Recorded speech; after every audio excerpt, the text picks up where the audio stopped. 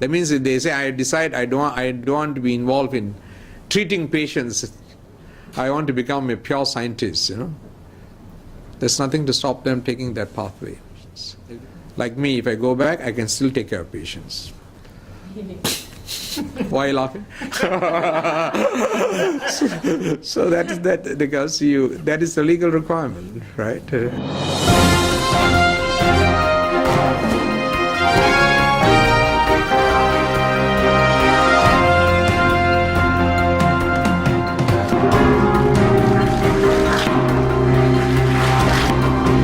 Today I officiated the 10th National Conference for Clinical Research. Ministry of Health is also involved in supporting and developing research in areas related to the medical field in all aspects. The Institute of Medical Research is one of the oldest research institutes in the country and has contributed tremendously to growth of medicine. The Ministry of Health and the hospitals within the Ministry of Health all are developing the environment and culture of doing research. We do it through two establishments within the Ministry of Health. One is the Clinical Research Malaysia, which is a council which is dedicated to bring in new research, particularly those which are sponsored by industries. And those efforts are supported at the implementation level by clinical research centers. And we have 33 such centers throughout the hospitals in Malaysia. At that present time, about 750 odd projects are going on in our various hospitals, many evaluating new drugs at different levels of what we call clinical trials, phase 3 and phase 4 clinical trials. That means it's tried on patients and then monitored to see its effectiveness before it could be registered for common public usage. And one of the policies which we have and which I have said is to actually promote the culture of research within the Ministry of Health tremendously. We are doing it through encouraging younger doctors and scientists to be involved, to take up research as a full-time profession. But the problem which we face is because the workload in many of our hospitals are so heavy, some of the very senior doctors cannot find time to do research, in which we can release some of their workload or give them some free time off so that we can get them involved in research.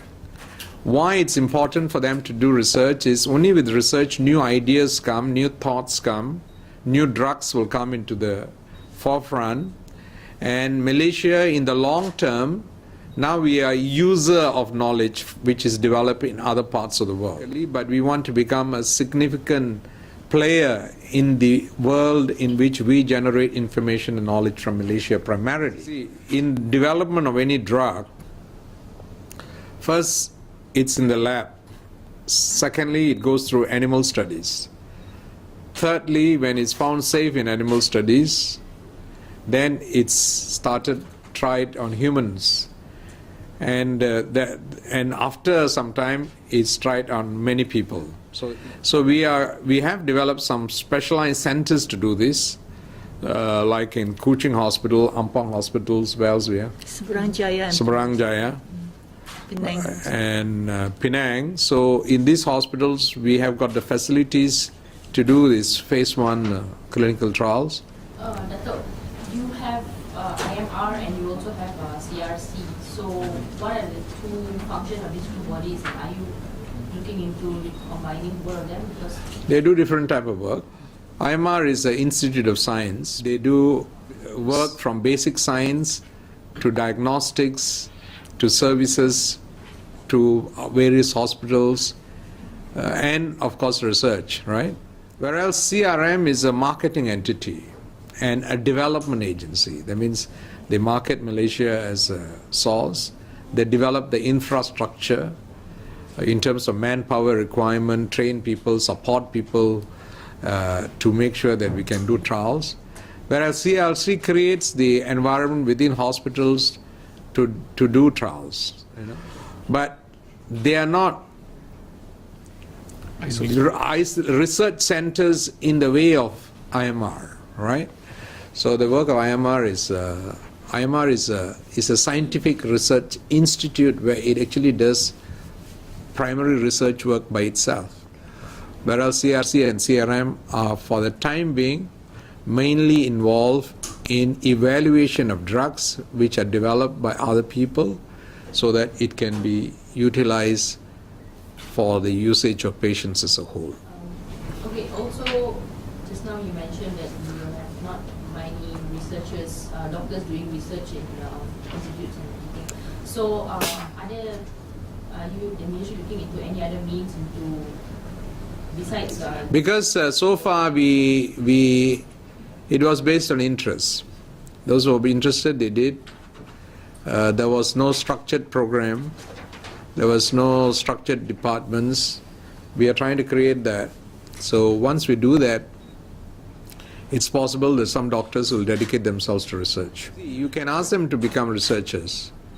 But then once they become researchers, you must make sure they got a career pathway. Their career pathway in the departments. If you are a cardiologist, your career pathway is in the cardiology department. So that structural change which we are doing, when we do that, I think more people might commit themselves to research as a full-time.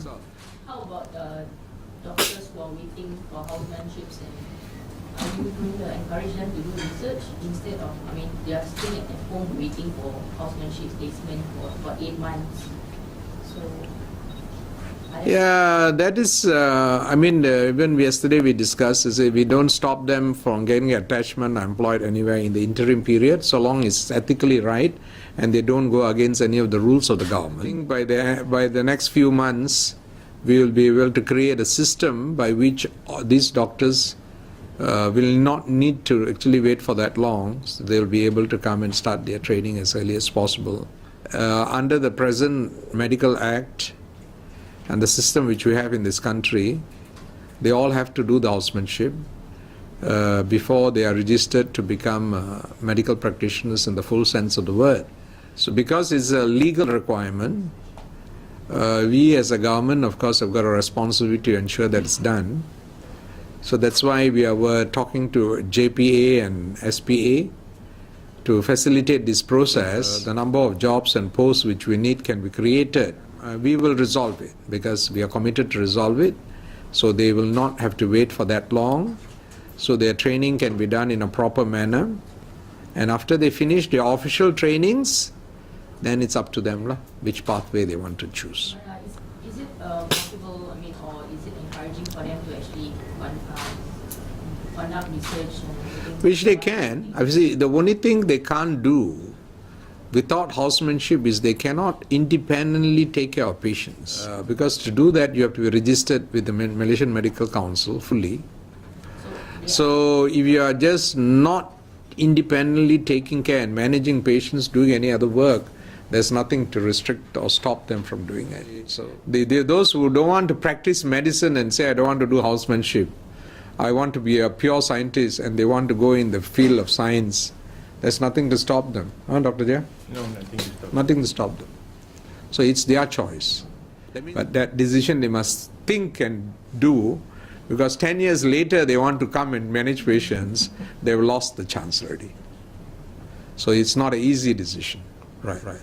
So always we advise them, finish your housemanship, finish your service, be registered fully, then you go. Then even later on you want to come back, you have the right to take care of patients. Like me, if I go back, I can still take care of patients.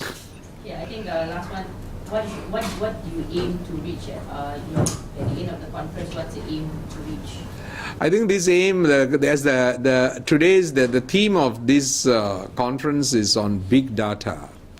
That means how this digital revolution and the opportunity given by digital revolution to store, collate, analyze a huge amount of data can be used for the purpose of medical treatment and research, and that provides huge opportunities. And previously we couldn't do it.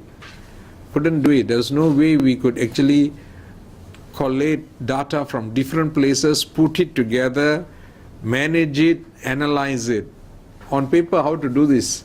You couldn't do it, but now you have this. With the push of button, you can do things. So the whole aim of this conference is to examine how those opportunities can be utilized maximally for the development and promotion of research as a whole. Okay, thank you very much.